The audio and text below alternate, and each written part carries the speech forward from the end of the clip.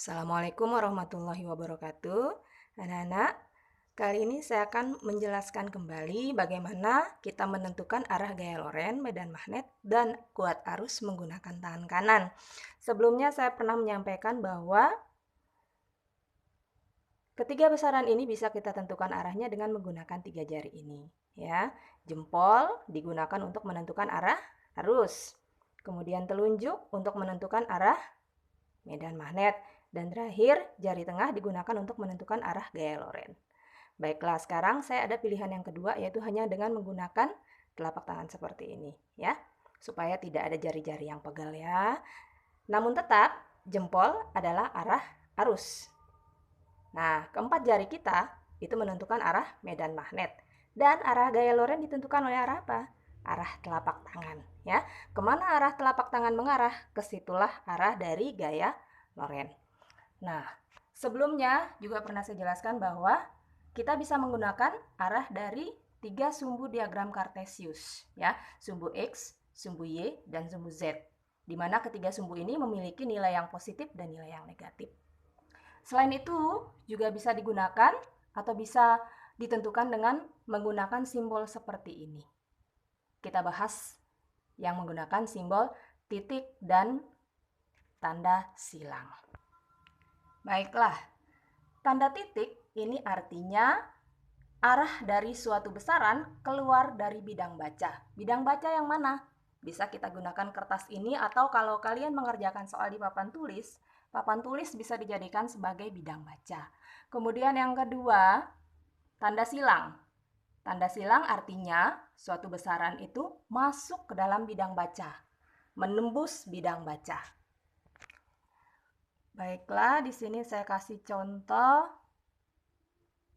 Tanda silang artinya suatu besaran masuk ke dalam bidang baca. Nah, tanda panah ke kanan. Tanda panah ke kanan ini adalah arah arus. Kemudian tanda silang ini adalah arah medan magnet. Yang ingin ditanyakan adalah arah gaya loren. Nah, bagaimana cara kita menentukan? Siapkan tangan kanannya. Oke, ini adalah tangan kanan. Arah arus mengarah kemana? Ke kanan. Arah arus ditentukan oleh arah jempol. Kemudian, medan magnet ditentukan oleh 4 jari kita. Kemana arah medan magnet? Masuk ke dalam bidang baca. Masih salah arahnya ya, jadi kita putar. Nah, arah arus sudah ke kanan. Medan magnet sudah masuk ke dalam bidang baca. Kemana arah gaya loren? Arah gaya loren ditentukan oleh arah telapak tangan. Ya, bisa dilihat arah telapak tangan menuju ke atas. Jadi arah gaya lorennya menuju ke atas. Seperti ini. Oke. Sudah jelas? Kita ulang lagi. Arah arus ke kanan. Medan magnet masuk ke dalam bidang baca. Jadi arah gaya loren sesuai dengan arah telapak tangan yaitu ke atas. Jelas? Oke. Oke, ini contoh yang kedua. Tentukan arah arus. Jika pada gambar arah medan magnetnya ke atas, gaya lorennya, ingat simbol titik, yaitu keluar dari bidang baca. Ya, keluar dari bidang baca, menuju ke kita. Baiklah, ingat kembali bahwa medan magnet ditentukan oleh arah 4 jari ke atas. Ya, ke atas. Kemudian arah gaya lorennya kemana? Keluar dari bidang baca. Nah, pas ya. Oke, medan magnet ke atas, gaya loren keluar dari bidang baca sesuai dengan arah telapak tangan. Jadi arah arusnya kemana? Ke kanan, sesuai dengan arah jari jempol. Kita gambarkan. Iya, seperti ini. Kita ulang kembali ya. Medan magnet ke atas, gaya loren keluar dari bidang baca. Jadi arah arusnya ke kanan, sesuai dengan arah jempol. Berikutnya, kita akan berikan contoh Cara menentukan arah gaya Loren, medan magnet, dan kuat arus menggunakan diagram Cartesius. Oke, bisa dilihat. Sumbu pada diagram Cartesius ada 3, X, Y, dan Z. Dan dari ketiga sumbu ini ada yang nilainya positif dan negatif. Sumbu X positif ke kanan, X negatif ke kiri, Y positif ke atas, Y negatif ke bawah, Z positif arahnya keluar dari bidang baca. Kalau dibandingkan dengan tanda ini akan sama dengan tanda titik. Ya, kalau sumbu Z negatif ini masuk ke bidang baca, ini sama dengan tanda silang. Ya, kita akan kasih contoh sesuai dengan contoh soal yang sudah pernah saya berikan pada saat ulangan. Nah, sumbu X ini arah dari kuat arus.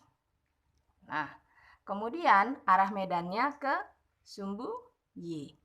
Maka kemana arah gaya Lorennya? Ya, kemana arah gaya Loren? Nah, kita menggunakan tangan kanan kembali. Ingat, arah arus ditentukan oleh arah jempol. Ke kanan. Sumbu X positif, medannya kemana? Ke atas. Nah, maka arah gaya Lorennya kemana? Sesuai dengan arah telapak tangan. Keluar dari bidang baca, itu sumbu apa? Sumbu Z positif. Arah gaya Lorennya adalah arah sumbu Z positif. Ya, kita akan kasih contoh satu lagi. Oke, baiklah, ini adalah contoh yang kedua. Seperti yang bisa kalian lihat, arah medan ke sumbu Z negatif. Arah arus ke sumbu X negatif. Kemana arah gaya Loren? Ingat kembali, kita menggunakan tangan kanan. Iya. Medan magnet arahnya ke sumbu Z negatif atau masuk ke dalam bidang baca. Masuk. Kemudian arah arus ke sumbu X negatif. Sudah pas ya? Ke kiri. Arah medan masuk ke bidang baca atau ke sumbu Z negatif. Arusnya ke sumbu X negatif. Kemana arah gaya Lorennya? Kita lihat. Telapak tangan mengarah ke bawah. Ya, dilihat telapak tangan mengarah ke bawah. Jadi, sumbu apa yang mengarah ke bawah? Sumbu Y negatif. Ya, kita ulang kembali. Medan 4 jari masuk ke bidang baca. Kuat arus ke kiri, ke sumbu X negatif. Arah gaya Loren sesuai dengan arah telapak tangan yaitu ke bawah. Sumbu yang mengarah ke bawah adalah sumbu Y negatif. Jadi arah gaya Lorennya ke sumbu Y negatif. Oke. Sudah jelas? Kalau belum jelas, kalian bisa mengulang video ini kembali dari awal. Atau kalian bisa membaca buku referensi yang lain, atau kalian juga bisa mencari video-video yang lain di YouTube ataupun di Google. Sekian dan terima kasih atas perhatiannya. Selamat belajar. Assalamualaikum warahmatullahi wabarakatuh.